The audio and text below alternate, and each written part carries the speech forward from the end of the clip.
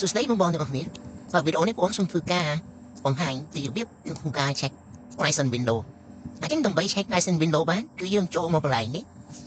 នៅត្រង់ចំណុចនេះយើង Wi-Fi run ដល់មកយើងចុច open បន្ទាប់ពីយើងចុច open វាលោតទាំងបែបនេះមកយើងសរសេរពាក្យនេះបញ្ចូលសរសេរពាក្យនេះបញ្ចូលមកដល់មកយើងចុច OK ដល់បន្ទាប់ពីយើងចុច OK យើងចាំវាមកស្ទុះវានឹងលោតទាំងបែបនេះហើយសម្រាប់ទាំងបែបនេះគឺវាបង្ហាញថា Windows យើងមាន license ហើយប្រភេទត្រង់ចំណុចនេះវាជាប្រភេទ license មានប្រភេទ OEM ឬក៏ប្រភេទ retail គឺយើងមើលត្រង់ចំណុចនេះហើយនៅត្រង់កន្លែងនេះវាជាកន្ទុយ key កន្ទុយ license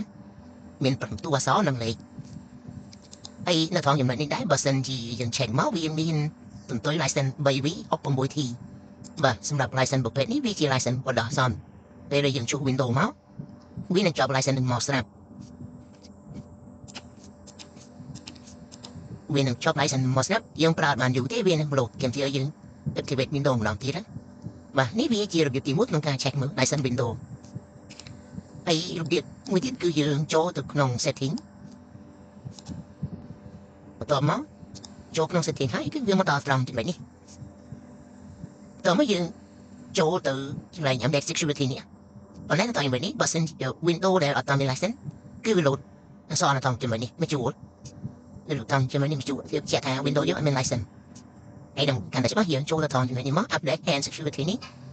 ចុចទៅដល់វាមួយមកបន្ទាប់មកយើងចុះមកក្រោម scroll ចំក្រោមយើងចុចកន្លែងពាក្យថា Activation បើយើងចុចទៅលើ Activation បើសិនជា Windows យើងអត់តាមមាន license ពេកនៅត្រង់នេះវា load អក្សរពណ៌ក្រហមអក្សរពណ៌ហើយនៅត្រង់កន្លែងនេះវាដាក់ថា Windows not activate Windows activate មកឲ្យរបៀប check license Windows គឺមានតែប៉ុណ្្នេះឯង